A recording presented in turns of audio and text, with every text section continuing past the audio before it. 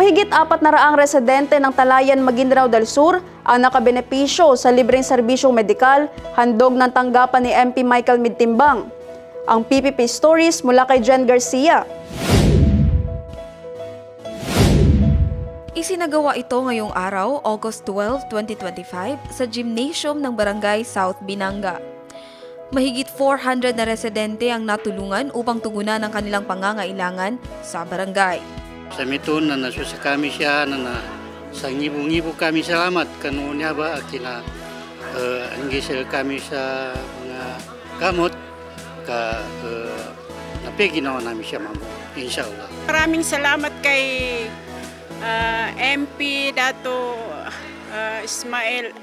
Michael Midtimbang po sa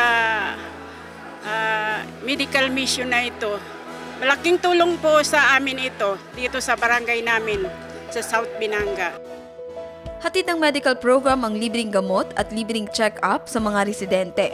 Nagsimula ito alas 8 ng umaga hanggang alas 4 ng hapon.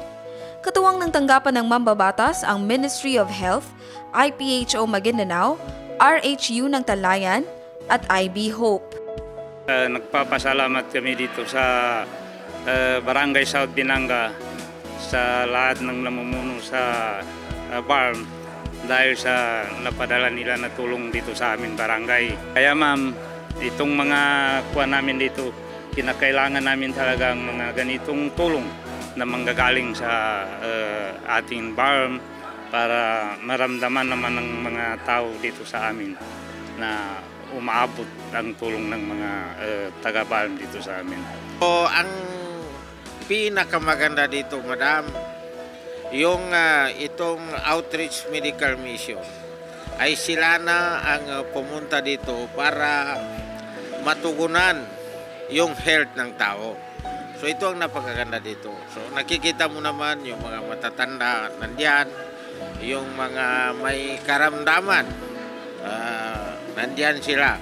So itong mga ating mga namamahala sa Ministry of Health ay ako po ay nagpapasalamat sa kanila sa kanilang tulong at pakikipag-coordinate sa aming opisina.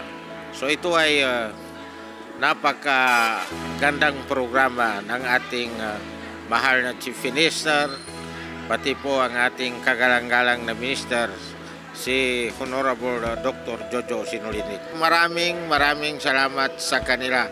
Sana ito ay ipagpatuloy natin itong programa na ganito para makinabang yung taong bayan.